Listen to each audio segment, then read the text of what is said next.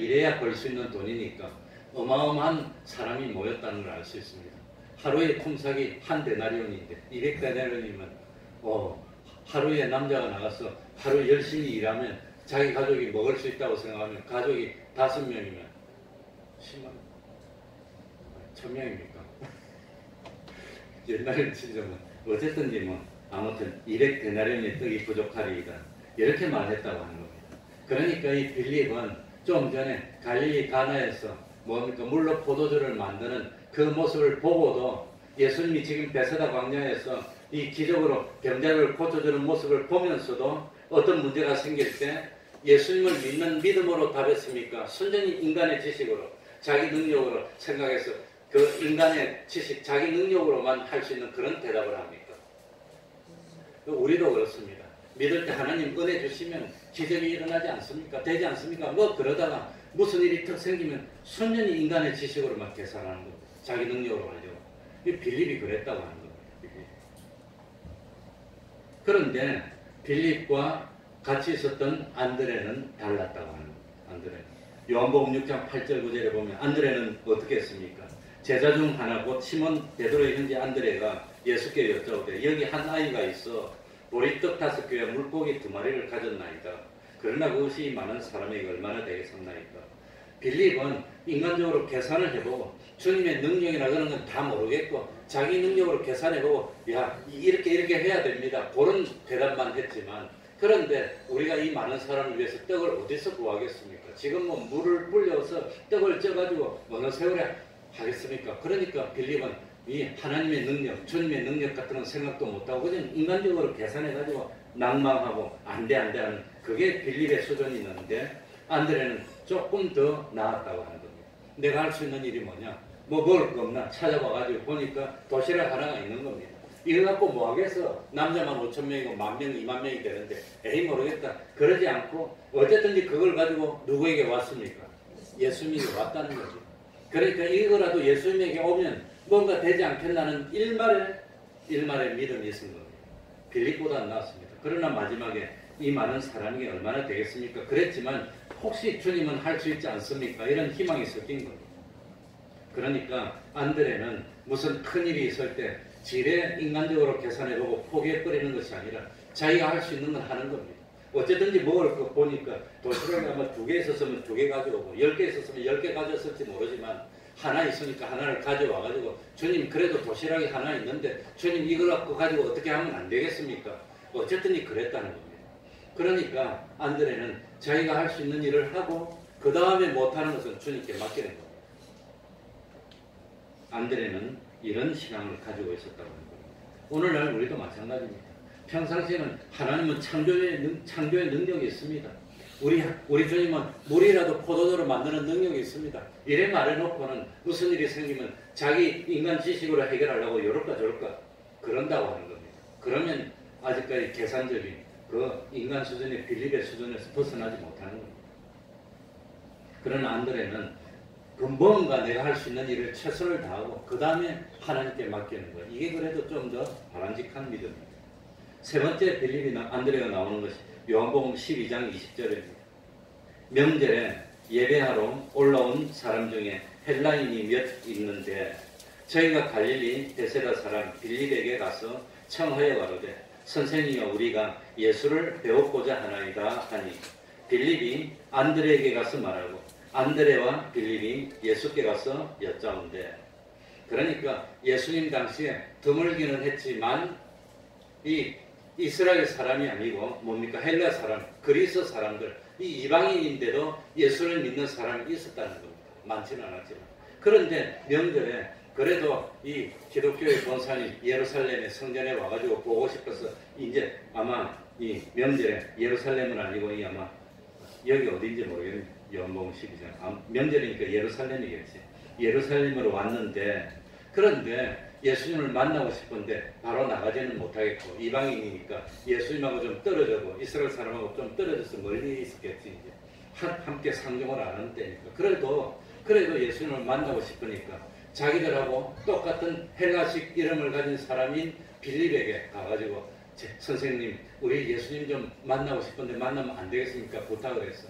근데 빌립은 가만히 보니까 이방 사람들인데 예수님에게 데리고 갈 수 있는 용기도 없고 가지 못하고 이 문제를 고민하다가 누구한테 와서 말합니까? 안드레에게 와서 말했다는 겁니다. 안드레에게 말하니까 안드레는 딱 헬라 사람인데 그대로 데려가서 예수님께 소개를 했다고 하는 겁니다. 이게 안드레입니다. 빌립은 헬라 사람들을 예수님에게 데려가지 못하고 미적미적하고 그러다가 자기하고 친했던 아마 안드레에게 나가서 의논을 했습니다. 그런데 안드레는 이 이방 사람이지만 예수님을 만나고 싶다 하니까 그대로 예수님에 가서 소개를 한 겁니다. 그래서 빌립에게는 결단력이 부족했습니다. 그리고 혹시라도 이런 일 하다가 비난받으면 어떡하나 그런 것 때문에 망설였지만 안드레는 망설이지 않았다고 하는 겁니다. 비난받으면 받고 주님에게 오고 싶다고 하는데 주님에게 데려가는 것이 더 좋은 거지. 사실은 힌트를 이미 줬습니다. 요한복음 이게 12장 2일인데 요한복음 4장에서 예수님은 예루살렘으로 오실 때 어디를 거쳐서 왔습니까? 어디로 거쳐서 오셨죠? 특별히 삥 돌아서 해변가로 와서 사마리아 땅으로 거쳐서 예루살렘으로 왔어요. 한 번은 또 이 요단강 쪽으로 이쪽으로 거쳐서 오기도 하고. 그래서 사마리아 땅으로 거쳐서 오면서 사마리아에서 누구를 만났지요? 사마리아 여인을 만났어요. 이 이방인입니다. 그 사마리아 여인을 만나가지고 그래가지고 예수님이 사마리아 여인에게 자기가 메시아라는 것을 밝혔어요. 야곱의 우물에서 나오는 물보다도 더 좋은 우물이 있다는 걸 가르쳐주고 그래서 이방 여인이었던 사마리아 여인에게 복음을 전했던 사실을 이미 안드레는 알고 있었을 것 같아요. 그러니까 아마도 안드레는 이방 사람이라도 예수 믿을 수 있어. 예수님이 사마리아 사람에게 벌써 다 복음을 전하고 그랬는데 뭘 그렇게 생각했을 수도 있는지도 모르겠습니다. 아무튼 예수님은 제자들에게 이미 힌트를 줬다고 하는 겁니다. 그런데 빌립은 망설이고 예수님의 소개해서 복음을 확실하게 전하고 싶은데 그러지 못했는데 안드레는 처음에 자기 형인 베드로에게 복음을 전했을 때도 누구에게 데려왔습니까? 예수님에게 데려왔어. 이방 사람도 주님을 만나고 싶다니까 그렇게지 않고 예수님에게 데려왔던 사람이 누구였단 말입니까? 안드레였다고 합니다. 그래서 안드레는 최초의 전도하는 열매를 맺은 전도자가 됐고 최초의 이방 사람들, 외국 사람에게 복음을 전하는 역할을 했으니까 최초로 누가 됐단 말입니까? 선교사가 됐다고 할 수 있는 겁니다. 안드레는 최초의 성도, 최초의 제자, 최초의 전도자, 최초의 선교자입니다. 이 안드레입니다.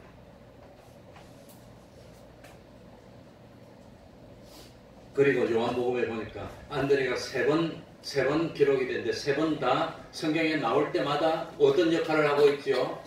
다른 사람을 예수님에게 뭐하는 역할? 소개해서 연결시켜주는 역할. 그래서 안드레의 별명이 뭐라 말이죠? 데려오는 사람, 소개자였다고 하는 겁니다. 이제 제일 중요한 거 하나만 말씀드리고 마치려고 그러는데 제가 감정 조절이 안 돼요. 눈물이 없이.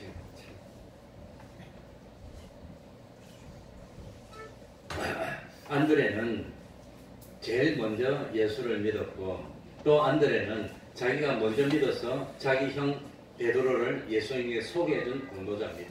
그런데 안드레는 사실 성경에 보면 많이 안 나와요. 그리고 안드레보다도 더 12제자 중에 어뜸이 된 사람이 누구였지요? 베드로.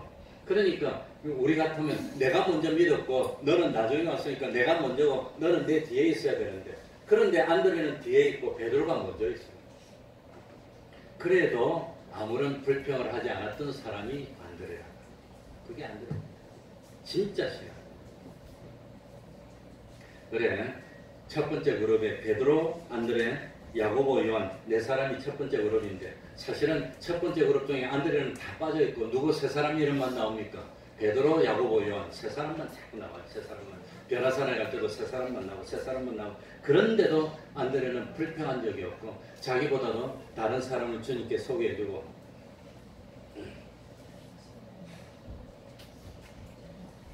자기는 뒤로 빠지고 다른 사람을 밀어주고 앞세워주는 그런 역할을 했던 사람이 안드레였다. 우리 같으면 어떻게 하겠습니까? 우리 같으면 뭐 부리죠? 두 글자로 텃세 부려.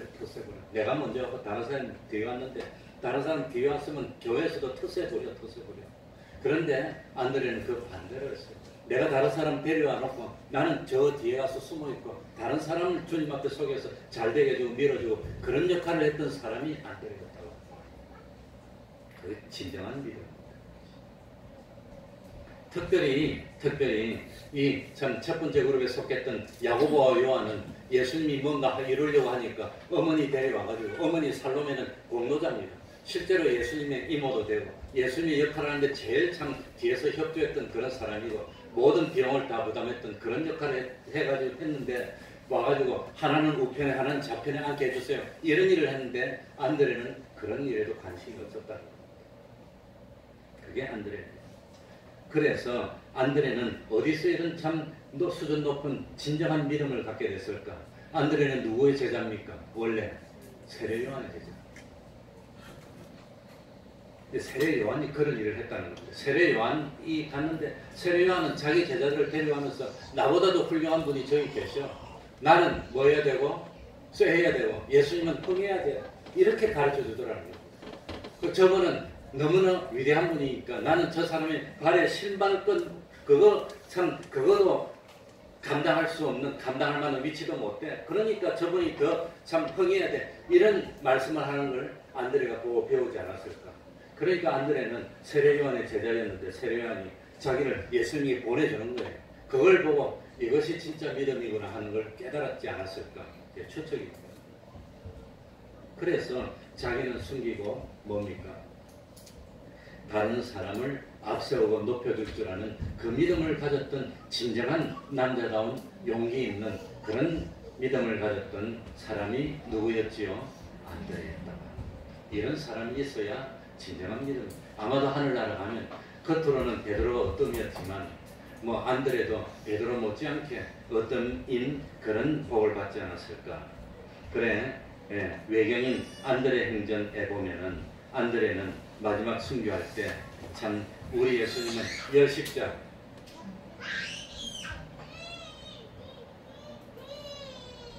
십자가에 매달려서 죽었는데 안드레는 감히 예수님하고 같은 모양으로 죽을 수 없다고 그랬어. X자형 십자가에 매달려 죽었다고. X자로 십자가를 조금 이렇게 하면 X자가 되는데 X자로 옆으로 매달려가지고, 그런데 죽는데 예수님은 6시간 만에 죽으셨는데 안드레는 이틀 만에 죽었다고. 이틀 동안 기력이 있는 한 앞에 보고 있는 사람들이 복음을 전하다가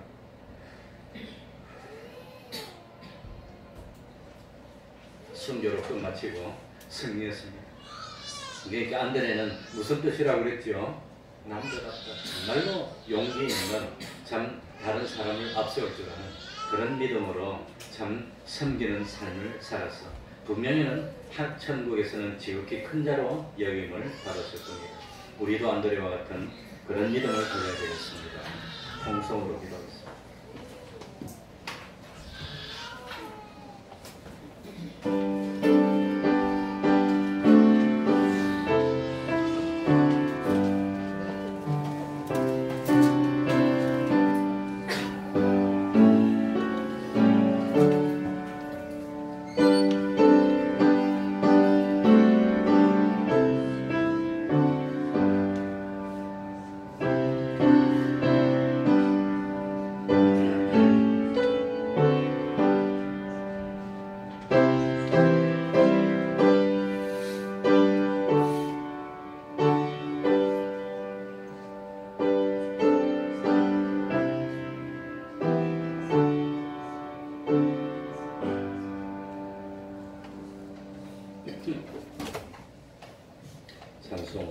찬송하겠습니다.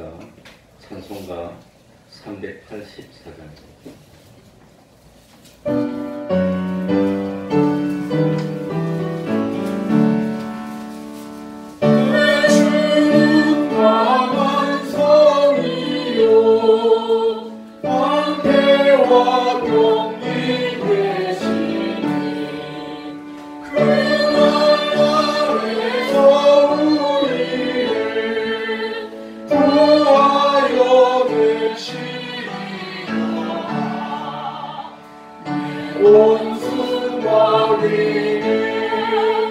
이때 우리를 사 노래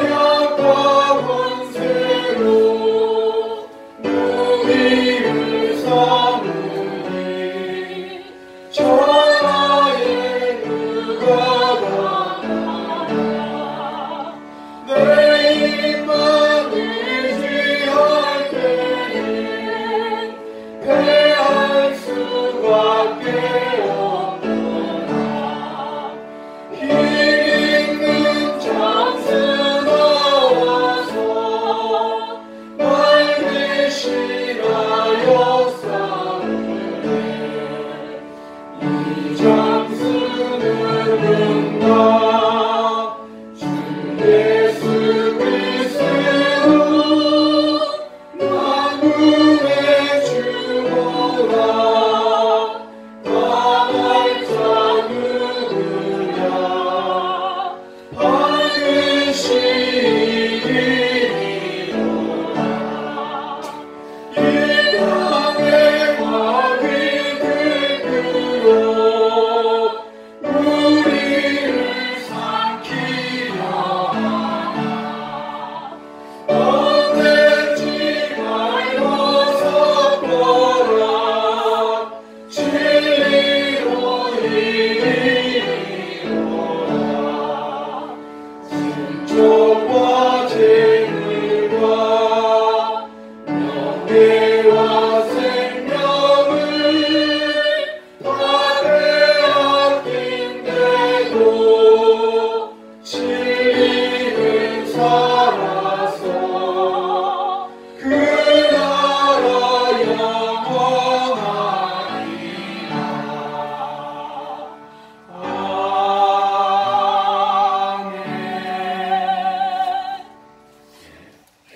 71장 1절 찬송하면서 하나님께 영광드리겠습니다.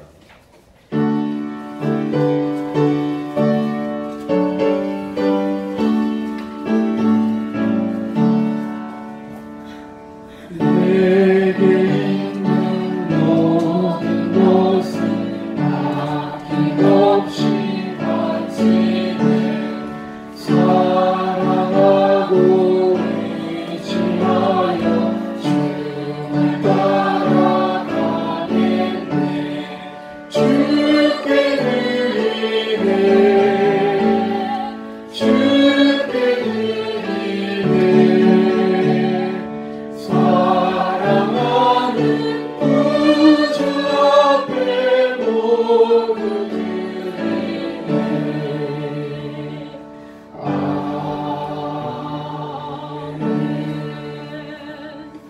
감사에 감사합니다. 중요한 인사 함께 해주셔서 잘 마무리하게 해주신 감사드립니다. 이 가정을 믿음의 반석 위에 세워주옵소서. 가족과 즐거운 시간을 허락하심 감사를 드립니다. 감사에 감사합니다. 주님께 감사드립니다. 건강 회복하게 하시니 감사합니다. 안보하여 주신 은혜 감사합니다.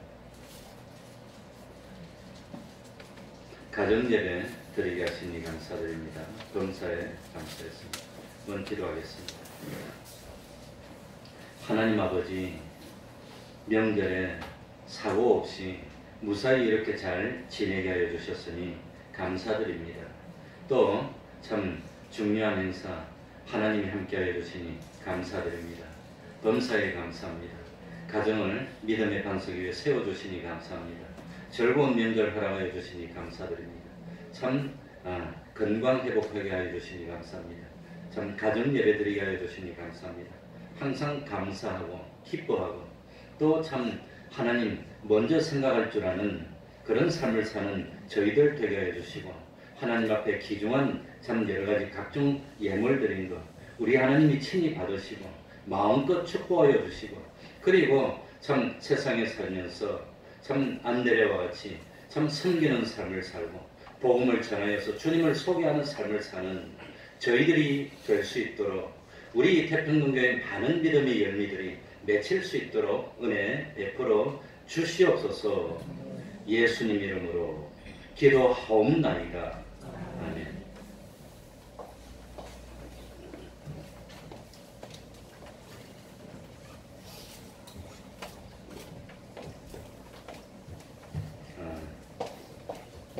그래도 멀리 가셨다가 무사히 오신 것 같아서 감사드립니다.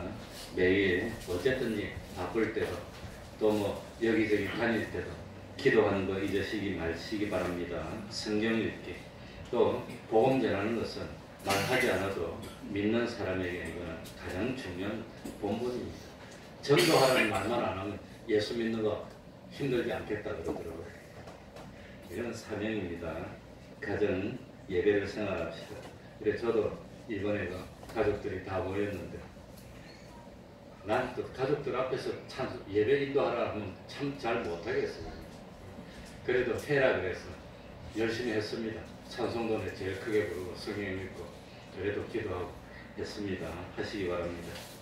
10월 3일 날 우리 남전도의 주체 야외 예배를 야외 기도회를 가려고 합니다. 그래서 교재도 나누고 그러려고 하는데 아마 지금 현재로는 저 포천에 있는 우리 교회 기도원은 아니지만 이웃 교회 기도원인데 거기를 가서 한때 이렇게 기도도 하고 또 즐거운 시간을 보내려고 합니다. 누구든지 이 참여하고 싶은 분은 다 참여하시면 되겠습니다. 그리고 우리 성탄 준비하는데 뭐 연극을 준비하려고 그런다고 합니다. 그러니까 남녀노소 할 것 없이 연극하는데 동참하고 봉사하고 싶은 분은 우리 조춘상 집사님한테 말하면 됩니까?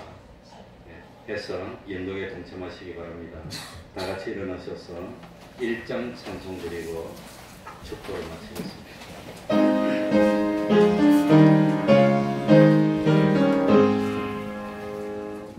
만복의 근원 하나님 온 백성 찬송 드리고 저 천사여 찬송하세 찬송 성문 성자 성령 아멘.